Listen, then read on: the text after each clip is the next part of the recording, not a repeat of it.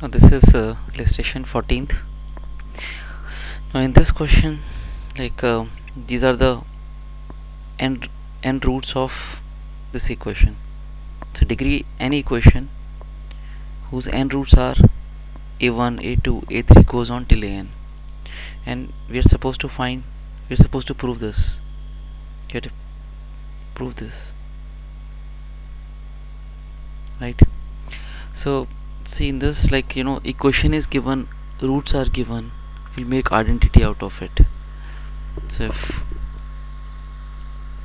basically we'll express this in factorized form.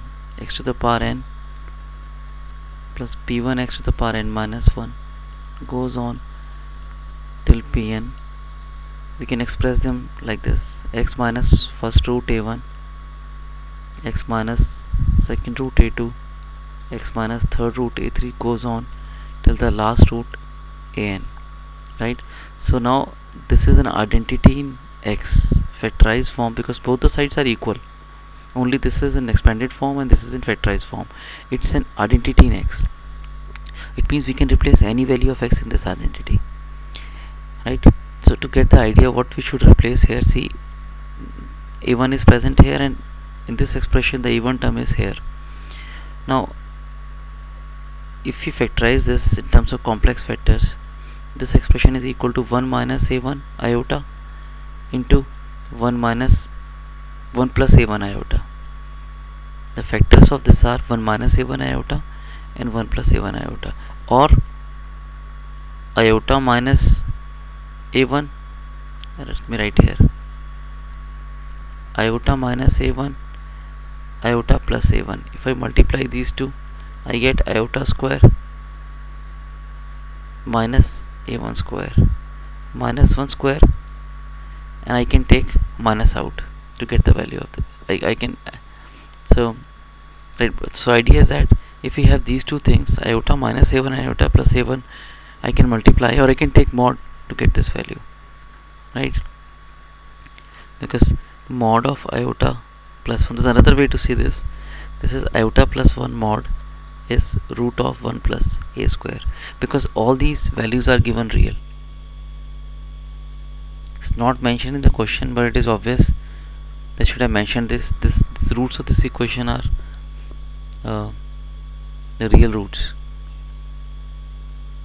right? It's not mentioned, but it should have been mentioned.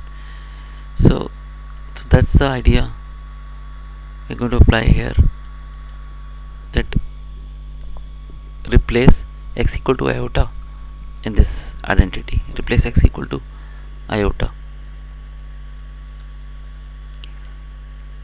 So it becomes iota to the power n plus p1 iota to the power n minus 1 goes on. Let me write more terms. Iota to the power n minus 2 goes on till p0 pn minus 1 iota plus pn equals to iota minus a1 into iota minus a2 into iota minus a3 goes on. Now see, in this question we have to group terms on this side as 1 minus p2 plus p4, that is 1, combine these terms like this, p4 would be here. So but I to the power n is a little problem because you have no idea what is the sign of, what is the value of n.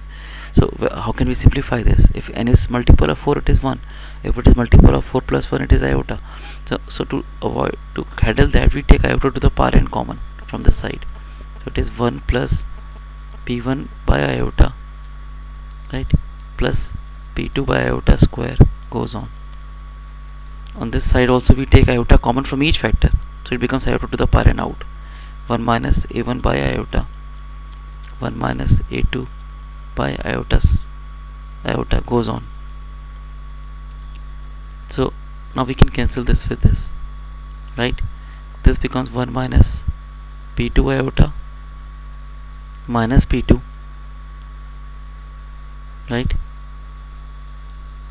plus when you replace, we have a term p3 iota to the p3 iota to the power n minus 3. So it will become p3 by iota cube, and that is p plus p3 iota, right? Because I multiply with iota, I divide with iota, iota to the power 4 is 1. It goes on. On this side we have 1. Again I bring iota in numerator, 1 plus a1 iota, multiply divide with iota. Iota square is minus 1, so this sign becomes plus sign, and iota is shifted to numerator. Similarly in second factor, 1 plus a2 iota goes on. Now you can see next step is take the modulus of the both the sides and take square. Take mod of both the sides and take square. So this becomes 1 plus, and you know, mod of z1 z2 z3 is same as mod z1 mod z2 mod z3.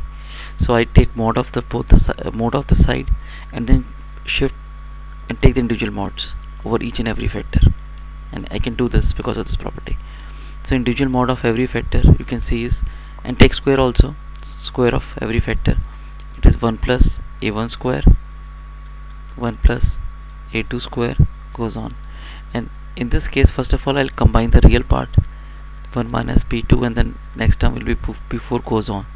This is the real part, and imaginary part is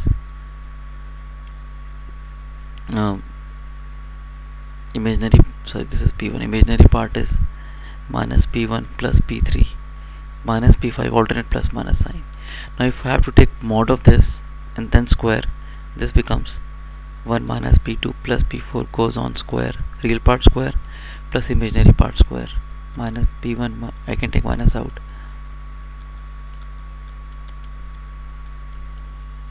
So you can see that this side equal to this side. Now in the solution of this question, the other approach has been followed, and which I'll say tedious here, that first of all x equal to iota is replaced, and then minus iota is replaced, simplified, and then multiplied. Right? Instead of that, we have replaced x equal to iota, take mod, and then square. Right?